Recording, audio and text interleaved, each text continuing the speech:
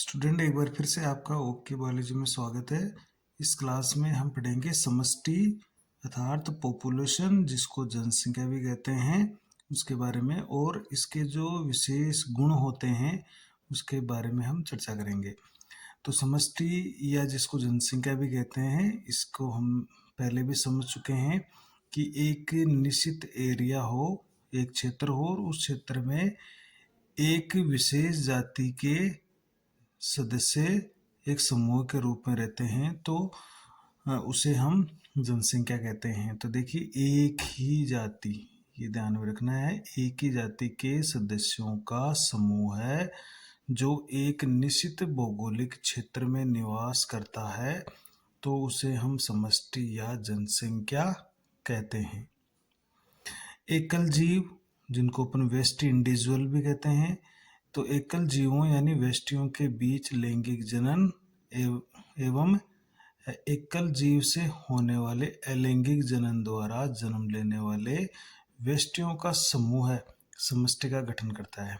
तो समष्टि का गठन कैसे हुआ कि यदि एक कोई एकल जीव है तो वो या तो लैंगिक जनन करेंगे या अलैंगिक जनन करेंगे।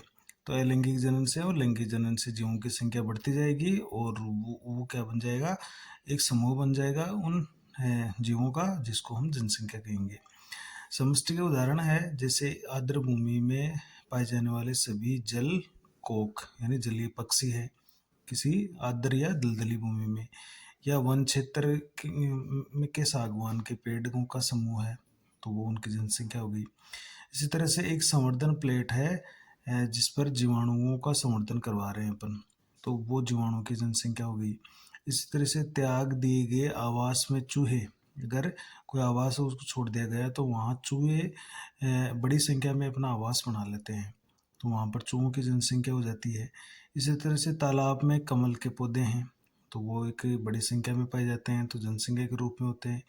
एक वन में हिरण, तो बहुत सारे हिरण रहते हैं, तो वो भी एक जनसंख्या है। इसी तरह से एक तालाब में मछलियों का समूह है, बहुत सारी मछलियाँ रहती है, तो एक ये सभी एक निश्चित एरिया होता है, एक निश्चित भौगोलिक क्षेत्र होता है, और वहाँ पर एक ही जाति के जीवों का समूह पाया जाता है।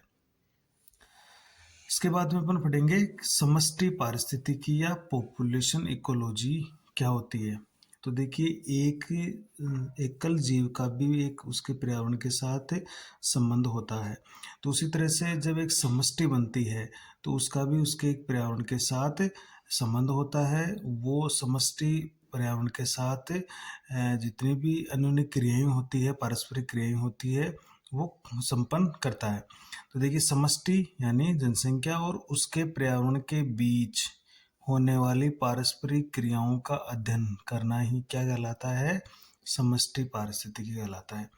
तो यहाँ समष्टि और उसका पर्यावरण हो जाएगा, समष्टि और उसके पर्यावरण के बीच जितनी भी पारस्परिक क्रियाएं होगी उसका अध्ययन करना ही हम समष्टि पारिस्थितिकी कहलाएगा। समष्टि जो पारिस्थितिकी है वो पारिस्थितिकी यानी इकोलॉजी का ही एक महत्वपूर्ण क्षेत्र है, क्योंकि समष्टि पारिस्थितिकी को यानी जो समष्टि बनती है वो पारिस्थितिकी यानी इकोलॉजी को आनुवांशिकी, जेनेटिक्स और विकास यानी इवोल्यूशन से जोड़ता है, क्योंकि समष्टि का निर्माण जीवों के समूह से होता है, जिसमें एक जीव से दूसरे जीव में उसके गुण है वो ट्रांसफर होते हैं, अर्थात एक जेनेटिक्स वहाँ पर लागू होती है, और वहाँ पर अलग अलग टाइप के अलग अलग गुणों वाले जीव पैदा होते हैं, तो वहाँ पर इवोल्यूशन की प्रक्रिया भी संपन्न होती है। तो कहीं ना कहीं समष्टि इकोलॉजी को जेनेटिक्स और इवोल्यूशन दोनों से जोड़ता है। अब पढ़ते हैं पर समष्टि के गुण क्या है। ऐसे कौन कौन से गुण हैं जो व्यष्टि में नहीं पाए जाते जबकि समष्टि में मौजूद होते हैं, तो वो गुण अपन पढ़ने वाले हैं। तो देखिए, समष्टि में कुछ ऐसे विशेष गुण होते हैं जो व्यष्टि यानी इंडिविजुअल यानी एकल जीव में नहीं होते हैं।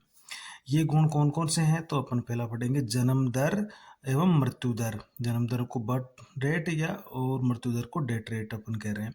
तो सबसे पहले अपन पढ़ेंगे जन्म दर क्या है। देखिए, तो जन्म दर, जन्म का मतलब होता है जन्म लेने वाले जीव, और जब दर शब्द लगा देते हैं तो वहाँ पर हम समय को इंक्लूड करेंगे, तो हम एक निश्चित समय ले लेते हैं। तो यहाँ इसकी परिभाषा क्या हो जाएगी जन्म दर की, कि एक निश्चित समय में अब एक महीना, एक साल, एक निश्चित समय ले लेंगे अपन, या एक सप्ताह। तो एक निश्चित समय में समष्टि यानी पॉपुलेशन में जन्म लेने वाले जीवों यानी व्यष्टि, जो जितने भी व्यष्टि या जीव जन्मते हैं उनकी संख्या को हम क्या कहते हैं, जन्म दर कहते हैं। देखिए, तो एक निश्चित समय ले लिया, उस समय में यानी जैसे एक साल ले लिया, तो एक साल में किसी समष्टि में कितने नए जीवों ने जन्म लिया है, तो उनकी टोटल संख्या को हम जन्म दर कहते हैं। अब ये एक महत्वपूर्ण बात है कि जन्म दर की जो गणना करेंगे वो प्रति व्यक्ति जन्म दर के रूप में करते हैं। प्रति व्यक्ति जन्म दर के रूप में करेंगे हम, कि एक व्यक्ति प्रति व्यक्ति जन्म दर कितनी है।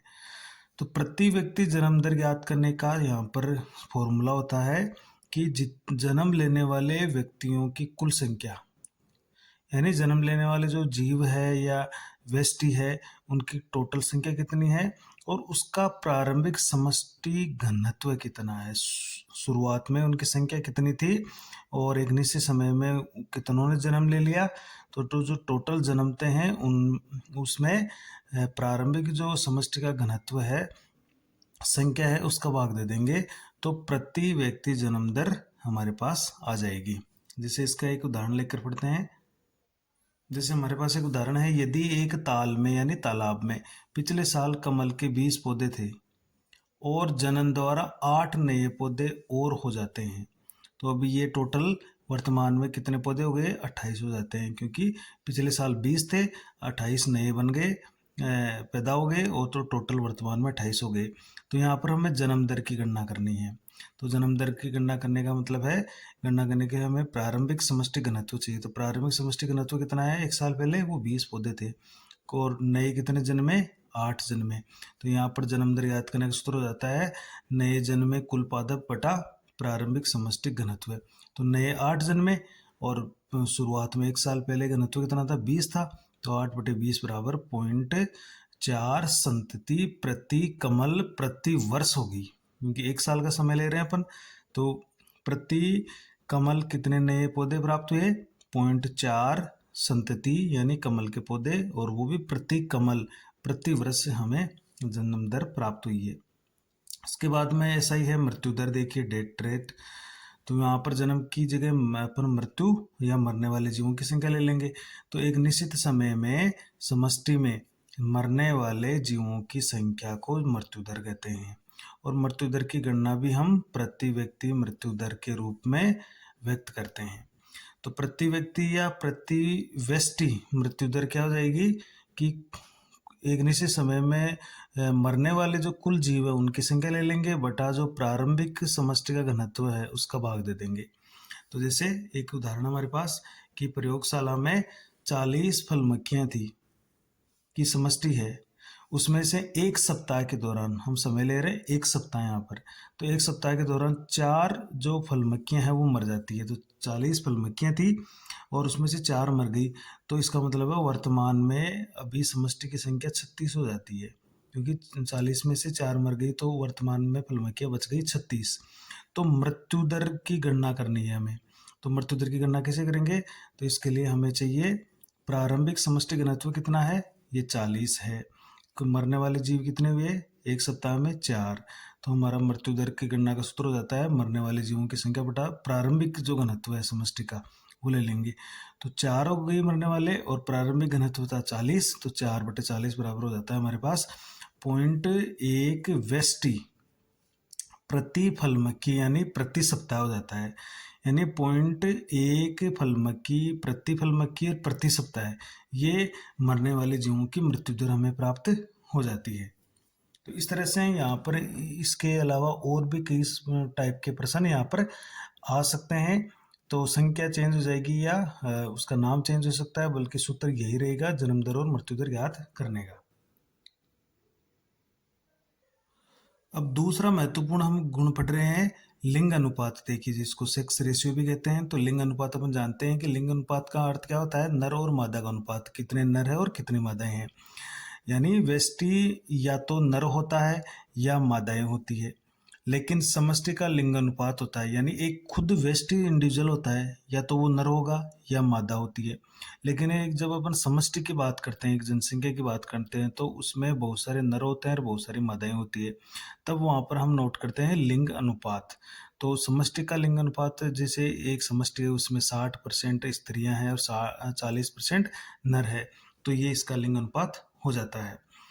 तीसरा इसका महत्वपूर्ण गुण है आयु पिरामिड। देखिए एज पिरामिड, आयु पिरामिड क्या होते हैं? तो देखिए हम जानते हैं कि जनसंख्या में एक जाति के बहुत सारे जीवों का समूह होता है, तो उनकी आयु भी अलग अलग होती है।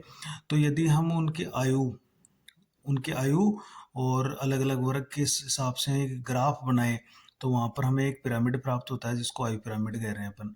देखिए एक दिए गए समय में समष्टि में भिन्न भिन्न आयु वाले व्यष्टि होते हैं।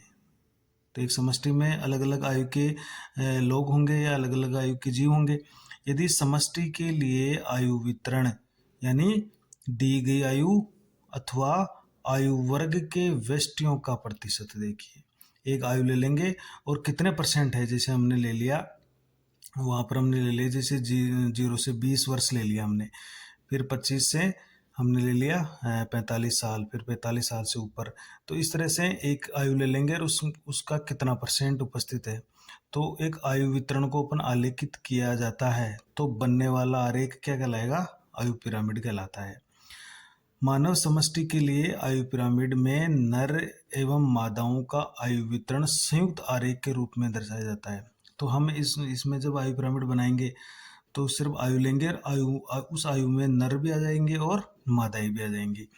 तो एक समष्टि में अगर अपन आयु पिरामिड बनाते हैं तो 3 तरह के हमें पिरामिड्स प्राप्त होते हैं। देखिए तो कौन कौन से पिरामिड्स प्राप्त होते हैं? 3 तरह के। एक पिरामिड का आकार में प्राप्त होगा बढ़ता हुआ, यानी एक्सपेंडिंग, और एक पिरामिड का आकार होगा स्थिर, बिल्कुल स्टेबल होगा, और एक पिरामिड होगा जो घटता हुआ होगा। जैसे हमने ये 3 पिरामिड बना रखे हैं, एक बढ़ता हुआ है, एक स्थिर है, एक घटता हुआ है। तो यहाँ हमने अलग अलग टाइप के आयु पिरामिड बना रखे हैं। तो देखिए सबसे नीचे वाला यहाँ पर है जन्म पूर्व या पूर्व जननक्षम, मतलब अभी ये इन्होंने जनन करना शुरू नहीं किया है। और इसके ऊपर जो ग्राफ है वो है जननक्षम रिप्रोडक्टिव, मतलब ये जनन कर रहे हैं। और उसके बाद में पश्च जननक्षम, जिन्होंने जनन कर लिया है और अब ये वृद्धावस्था की ओर जा रहे हैं। तो हमने इस 3 तरह के यहाँ पर स्टेप लिए हैं। तो देखिए पहला ग्राफ है बढ़ता हुआ। तो ये जनसंख्या बढ़ेगी कैसे? क्योंकि यहाँ पर पूर्व जननक्षम का संख्या है वो बहुत ज़्यादा है। तो ये पूर्व जननक्षम जो है ये आगे चलकर जनन करेंगे, और यहाँ पर जो पश्च जननक्षम है वो धीरे धीरे मृत्यु को प्राप्त करेंगे। तो ये मरेंगे, लेकिन यहाँ पर जन्म लेने वालों की संख्या भी ज़्यादा है। तो धीरे धीरे आगे क्या होगा, इसकी जनसंख्या बढ़ती जाएगी। तो ये बढ़ता हुआ ग्राफ है। दूसरा स्थिर क्यों है?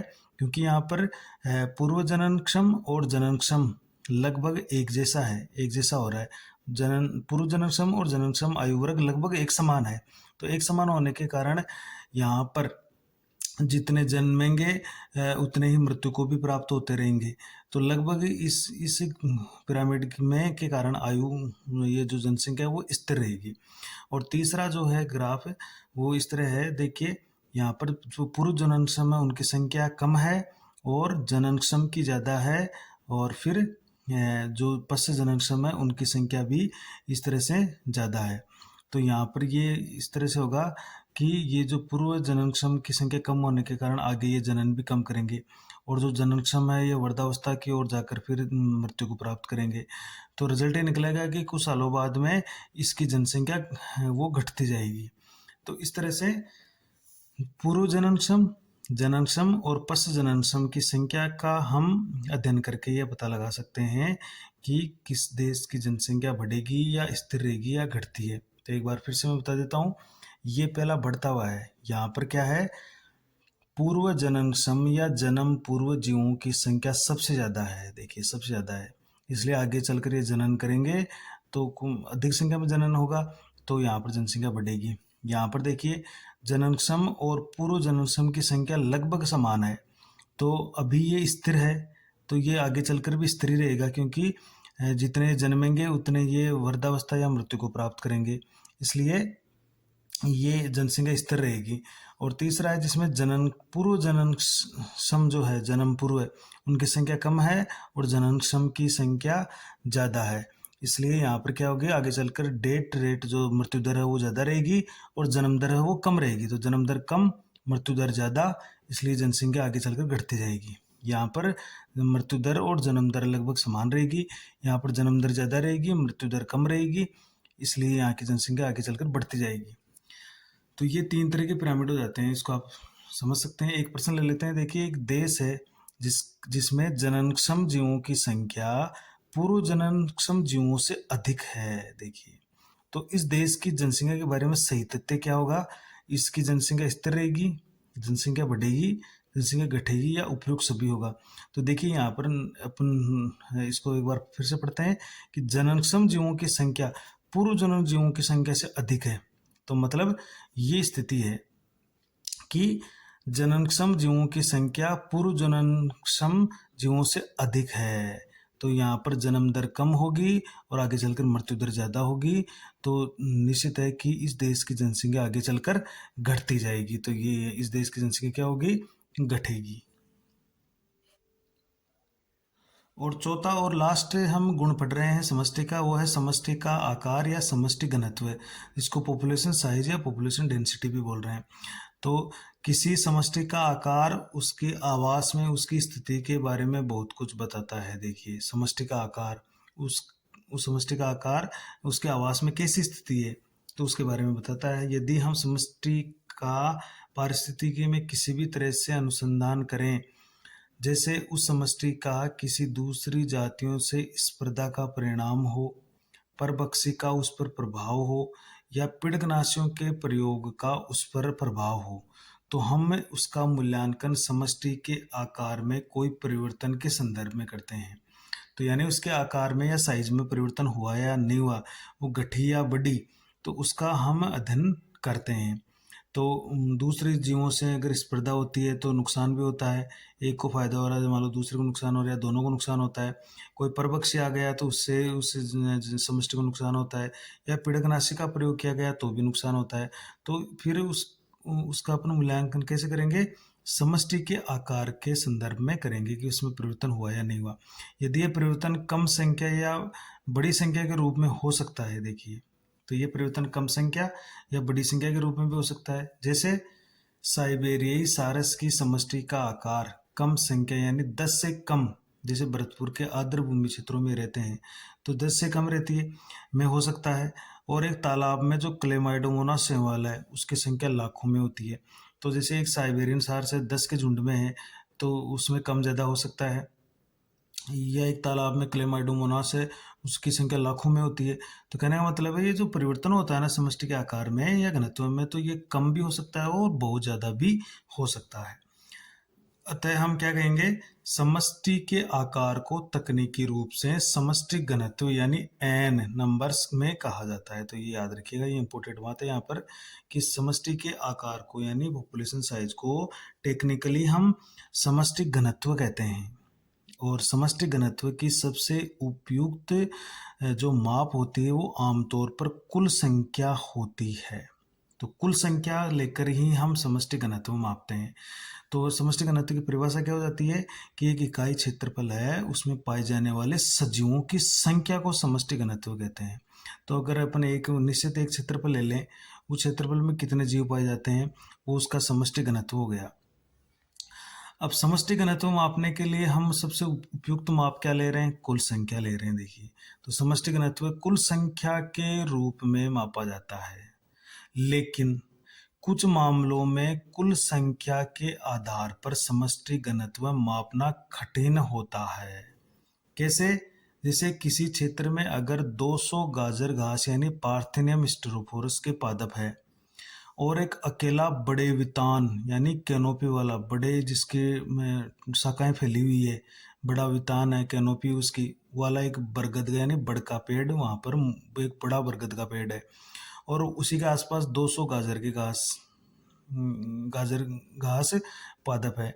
तो अब हम किसका जनसंख्या घनत्व ज़्यादा मानेंगे? देखिए, तो यहाँ पर अब कुल संख्या को लेना है तो वो उचित नहीं होगा। तो ये कहना उचित नहीं है कि पार्थेनियम के सापेक्ष बरगद का समष्टि घनत्व कम है।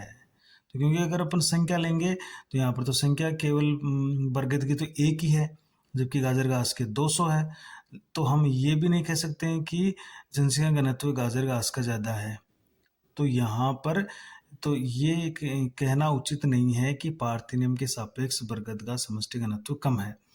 अगर हम ऐसा कहते हैं तो पादप समुदाय में बरगद की वृक्ष की भूमिका को कम करके आंकना है। तो इसका मतलब हम जो बरगद की भूमिका है पारिस्थितिकी में, उसकी भूमिका को कम कर रहे हैं अपन। तो जबकि बरगद की भूमिका अति महत्वपूर्ण है, और हम जानते हैं कि एक बरगद का बड़ा पेड़ है वो उस 200 गाजर के घास से कई गुना महत्वपूर्ण है। अतः ऐसी स्थिति में अपन समष्टि घनत्व कैसे मापें? तो ऐसे मामलों में हम समष्टि घनत्व आकार के माप के लिए प्रतिशत आवरण, देखिए परसेंटेज कवर या जैव भार बायोमास अधिक उपयुक्त और अर्थपूर्ण होता है। तो ये एक महत्वपूर्ण बात है। तो ऐसे मामलों में समष्टि घनत्व को मापना है तो उसके माप के लिए या तो हम लेते हैं प्रतिशत आवरण यानी परसेंटेज कवर, और या उसका जैव भार बायोमास लेते हैं। तो निश्चित बात है कि उस बरगद का जो जैव मास आएगा वो कहीं ना कहीं गाजर की घास से बहुत ज़्यादा आएगा। तो ये जो इसका एरिया है इतना था, जो ये फैलाव है इसका, ये उसका प्रतिशत आवरण या परसेंटेज कवर हो गया। या इसका जब अपन जैव भार लेते हैं तो कहीं ना कहीं गाजर की घासों से बहुत ज़्यादा आएगा। तो इस स्थिति में हम समष्टि घनत्व का जब मापते हैं तो वहाँ पर कुल संख्या न लेकर हम प्रतिशत आवरण लेंगे या जैव भार का मापन करेंगे ऐसी स्थिति के अंदर। अब कुछ कंडीशन और ले लेते हैं। यदि समष्टि बहुत बड़ी है मान लीजिए, तो जीवों की गणना असंभव है, वहाँ पर संख्या अपन गिन ही नहीं सकते, अथवा गणना में बहुत अधिक समय लगता है, बहुत ज़्यादा टाइम लग रहा है, तो समष्टि घनत्व कैसे मापें? तो ऐसी स्थिति में समष्टि घनत्व को कुल संख्या के आधार पर मापना कठिन है। जैसे मान लीजिए एक प्रयोगशाला में पेट्री डिश है, ये एक पेट्री डिश है, इस पेट्री डिश में जीवाणुओं का संवर्धन हो रहा है, तो इसमें जीवाणुओं को गिनना बहुत मुश्किल है। तो अब ऐसी स्थिति में हम समष्टि घनत्व कैसे मापें? तो ऐसी स्थिति में समष्टि घनत्व का मापने का सबसे बढ़िया तरीका है जैव भार या बायोमास, इसका आधार हमें लेना है। तो जैव भार के आधार पर हम इसको मापेंगे। देखिए कभी कभी देखिए कुछ परिस्थितियों में निरपेक्ष समष्टि घनत्व जानने की आवश्यकता नहीं है, तो केवल अपेक्षिक घनत्व ही हम रिलेटिव डेंसिटी ही ज्ञात करके हम समष्टि घनत्व को माप सकते हैं। जैसे एक तालाब है, उस तालाब में प्रतिपास यानी ट्रेप, एक पास में यानी कितने जो हमने मछलियां पकड़ी है, तो पकड़ी गई मछलियों की संख्या कितनी हुई, तो वो फिर हम पूरे उस तालाब का समष्टि घनत्व माप लेते हैं। तो प्रतिपास पकड़ी गई मछलियों की संख्या तालाब के समष्टि घनत्व से काफ़ी ठीक माप होती है। कुछ परिस्थितियों में देखिए समष्टि आकार या घनत्व का मापन जीवों को बिना देखे या बिना गिने अप्रत्यक्ष रूप से किया जाता है। जैसे राष्ट्रीय उद्यान या बाघ संरक्षित क्षेत्रों में जब अपन बाघ की गणना करते हैं, टाइगर की गणना करते हैं, तो टाइगर को देखकर गणना करना तो बहुत मुश्किल है। तो उस स्थिति में हम उसके जो पग चिन्ह होते हैं, फुटप्रिंट होते हैं, उनके आधार पर, और जो उसकी मल गुट्टिकाएं होती है, जो उसका उत्सर्जी पदार्थ होता है मल, जो गुट्टिकाओं के रूप में करता है, तो उनको हम गिनकर या उनको देखकर हम उनके घनत्व का पता लगाते हैं। तो ये भी इम्पोर्टेंट बात है कि कुछ जीवों को बिना देखे अपन या बिना गिने ही समष्टि घनत्व ज्ञात कर लेते हैं। तब क्या आधार लेंगे? पग चिन्ह या मल गुट्टिकाएं, जैसे अगर टाइगर की या शेर की गणना करनी हो तो। एक प्रश्न और ले लेते हैं। देखिए अपन, एक देश में जननक्षम व्यक्तियों की संख्या पूर्व जननक्षम व्यक्तियों की संख्या से कम है। देखिए तो जननक्षम व्यक्तियों की संख्या यानी जननक्षम व्यक्तियों की जो संख्या है वो पूर्व जननक्षम व्यक्तियों की संख्या से कम है, यानी ये ज़्यादा है। तो ये पूर्व जो जननक्षम है ये ज़्यादा है, जननक्षम है कम है। तो आगे क्या होगा? ये आगे ज़्यादा जनन करेंगे और ये मृत्यु को प्राप्त करेंगे, लेकिन आगे चलकर ये जो पूर्व जननक्षम है ये ज़्यादा जनन करेंगे। तो यहाँ पर स्थिति क्या होने वाली है, इस देश की जनसंख्या क्या होगा, बढ़ेगी, घटेगी, स्थिर रहेगी, उपरोक्त सभी। तो यहाँ पर क्या होगी, यहाँ पर ये बढ़ेगी। इसका उत्तर क्या हो जाएगा, ये बढ़ेगी, पहला उत्तर हो जाएगा। क्योंकि यहाँ पर क्या होगा, इसका कारण क्या होगा कि जन्म दर ज़्यादा होगी और मृत्यु दर कम होगी। मृत्यु दर होगी, यहाँ पर ये मृत्यु को प्राप्त करेंगे लेकिन वो कम होगा, जबकि ये पूर्व जन्म सम जो है वो उनकी संख्या बहुत ज़्यादा है, इसलिए ये ज़्यादा जनन करेंगे, तो जन्म दर ज़्यादा होगी, मृत्यु दर कम होगी, तो आगे चलकर इस देश की जनसंख्या क्या हो जाएगी, बढ़ जाएगी। तो ये इस वीडियो में हमने समष्टि और उसके गुणों के बारे में चर्चा की है। नेक्स्ट वीडियो में हम इसके नेक्स्ट टॉपिक की चर्चा करेंगे। Thank you.